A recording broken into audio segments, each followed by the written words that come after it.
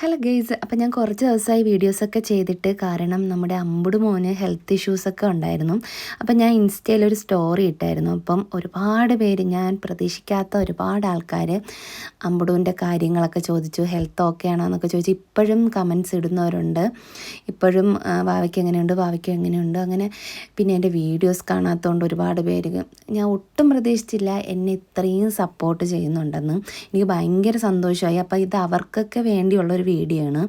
അപ്പം ഞാൻ ഈ ഹോസ്പിറ്റൽ കേസ് കാര്യങ്ങളൊന്നും അങ്ങനെ വീഡിയോ എടുക്കാറില്ല. പക്ഷേ ഇത് ഞാൻ എടുത്തു വെച്ചതെന്ന് വെച്ചാൽ എന്നെ ഇഷ്ടപ്പെടുന്ന ഒരുപാട് ആൾക്കാരുണ്ട്, അവരെന്നെ ഒരുപാട് മിസ് ചെയ്യുന്നുണ്ടെന്ന് പറഞ്ഞു. അപ്പം ഞാൻ അവർക്ക് വേണ്ടിയാണ് ഞാൻ ഈ വീഡിയോസ് ചെയ്യുന്നത്. അപ്പോൾ എനിക്ക് ഒത്തിരി സന്തോഷമായി എല്ലാവരും എന്നെ തിരക്കിയതിലും കുഞ്ഞിന് ഓക്കെ ആണോ എന്ന് ഇടയ്ക്കിടയ്ക്ക് ചോദിക്കുന്നതിലും. ഇപ്പോൾ അവ ഓക്കെ ആയി വരികയാണ്.